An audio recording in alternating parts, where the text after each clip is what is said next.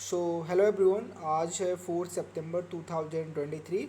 तो हम फटाफट आज फिर से 10 वोके और 10 एडीएम करते हैं। तो आइए शुरू करते हैं। तो पहला जो आज का हमारा वर्ड है वो हाइपोकॉन्ड्रिक है। हाइपोकॉन्ड्रिक का मतलब क्या होता है कि ऐसा व्यक्ति जो एक्चुअली अपने हेल्थ के लिए कि जिसका हेल्थ बिल्कुल सही है बट उसे ऐसा फील होता है कि उसकी हेल्थ नहीं सही है, मतलब अपने हेल्थ को लेके एंग्सियस है, प्रॉब्लम्स उसे लगता है उसके हेल्थ में। ऐसे व्यक्ति को हम बोलते हैं हाइपोकॉन्ड्रिक। फिर अगला वर्ड है हमारा सैड। सैड की देखो 3 वर्ड्स हैं यहाँ पे याद करने वाली ज़रूरत है हमें। तो सैड का जो सिनोनिम्स होता है वो इनकॉन्सोलेबल, गटेड या डिसोलेट। ठीक है, तो ये आपको तीनों वर्ड याद रखने हैं, इनसोलेबल, गटेड एंड डिसोलेट। ठीक है, ध्यान रखना। आगे रिपेंट्स का मतलब होता है पश्चाताप। किसी चीज़ को लेकर आपको पश्चाताप है उसे हम बोलते हैं रिपेंट्स। Next hello. हेल का मतलब होता है स्वागत, मतलब किसी का वेलकम करना। अगला क्लेमेंसी। क्लेमेंसी का मतलब होता है किसी पर दया करना, काइंडनेस दिखाना।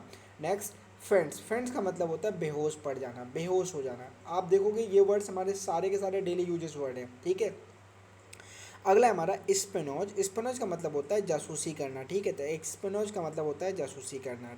आगे रैथ। रैथ का मतलब होता है क्रोध, मतलब किसी पर गुस्सा दिखाना, जिसे हम जनरली एंगर या एंग्री कहते हैं, बट इसका दूसरा वर्ड भी क्या हो जाता है, रैथ हो जाता है। नेक्स्ट बैरफुट। बैरफुट का मतलब होता है फूट विदाउट सैंडल। ठीक है, फूट विदाउट सैंडल मतलब ऐसा व्यक्ति जिसने चप्पल नहीं पहना है, सैंडल नहीं पहना है, तो ऐसे कंडीशन को हम बोलते हैं बैरफुट। प्रेटलिंग। प्रेटलिंग का मतलब जो ऐसा व्यक्ति जो लगातार बातें किया जा रहा है उसे हम बोलते हैं प्रेटलिंग, वैसे बकवास कर रहा है। ठीक है, नेक्स्ट है हमारा टोडलर। तो देखो जो यंग चाइल्ड होते हैं ना, जो एकदम छोटे से होते हैं, अभी बस चलना शुरू ही किया है, उनको उनको हम बोलते हैं टोडलर। टोडलर याद रखना। जो क्या होते हैं, तो ये जो यंग होते हैं, एकदम स्मॉलेस्ट यंग वन होते हैं, कंगारू के जो सबसे छोटे, मतलब जो भी जस्ट जन्मे हो, उसे हम बोलते हैं क्या, जो। और जितनी भी कैट फैमिली होती है, जितनी भी कैट फैमिली होती है जिसके अंदर लॉयन, बियर, वूफ, इसके अंदर जितनी भी कैट, मतलब कैट फैमिली के अंदर जितने भी इस तरह के एनिमल्स आ जाते हैं, उनके जो यंग वन होगा वो होगा कब। ठीक है, कब। तो ये हमारे आज के रहे वोकैब। चलिए अब आइए देखते हैं एडियम्स। तो आइए अब ईडियम्स की शुरुआत करते हैं। तो पहला है हमारा डांस अटेंडेंस। डांस अटेंडेंस का मतलब क्या होता है कि do one's utmost to please someone by attending. ठीक है, to do everything that someone ask you to and treat them in special way. ठीक है, तो डांस अटेंडेंस का मतलब क्या होता है कि आप किसी को मतलब प्लीज़ करने के लिए, खुश करने के लिए, मतलब आप हर एक चीज़ मतलब कोशिश कर डालो बाय अटेंडिंग, मतलब वहाँ पे जाके। ठीक है, तो ये होता है हमारा डांस अटेंडेंस। मतलब यहाँ पे सिर्फ अटेंडेंस आप नहीं लगा रहे हो, मतलब क्या कर रहे हो, आप अटेंडेंस के साथ डांस लगा रहे हो। मतलब क्या कर रहे हो, आप अटेंड कर रहे हो, बट उसके साथ आप बहुत ज़्यादा एफर्ट डाल रहे हो ताकि उसे अटमोस्ट मतलब प्लेजर या फिर खुशी फील करा सको। ठीक है, ध्यान रखना इस चीज़ को।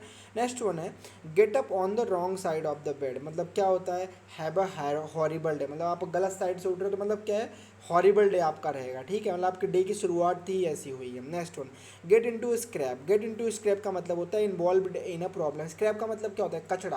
तो गेट इनटू द स्क्रैप मतलब क्या, किसी प्रॉब्लम के अंदर आप क्या इन्वॉल्व हो जाना। गिफ्ट ऑफ द गैप, ये आपको याद रखना पड़ेगा। गिफ्ट ऑफ द गैप का मतलब होता है फ्लुएंसी ऑफ स्पीच। इसका कोई ट्रिक वगैरह नहीं होने वाला है।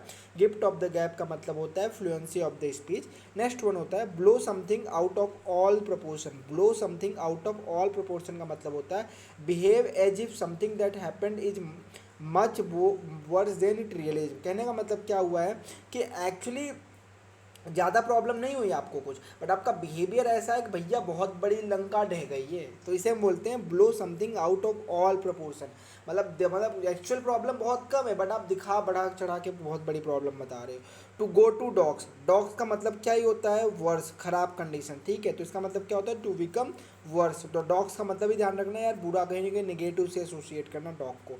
Up to the creek. Up to the creek का मतलब होता है going to be in trouble, मतलब कि किसी ट्रबल में जाना, तो उसे बोलते हैं अप टू द क्रीक। ठीक है, next go back to the drawing board. देखो ड्राइंग बोर्ड का मतलब क्या होता है, स्टार्ट ओवर। फिर से ध्यान रखना क्या होता है, start over. Go back on to the drawing board. जिसे कैसे एसोसिएट करोगे कि मान लो भाई साहब आपने एक कोई अच्छी सी पिक्चर बना के लाई और फिर आपके गुरुजी ने बोला भाई अच्छी नहीं है, जाओ फिर से अपने ड्राइंग बुक में जाओ। मतलब क्या है, स्टार्ट ओवर, फिर से चालू करना। ठीक है, ये चीज़ हो जाती है। अगला ऑन द बॉल का मतलब होता है doing a job in a quick and competent manner, ठीक है। ऑन द बॉल का मतलब होता है doing a job in a quick, मतलब जो कोई भी जो भी कोई काम आप कर रहे हो बहुत ही क्विक एंड कॉम्पिटेंट मैनर में कर रहे हो।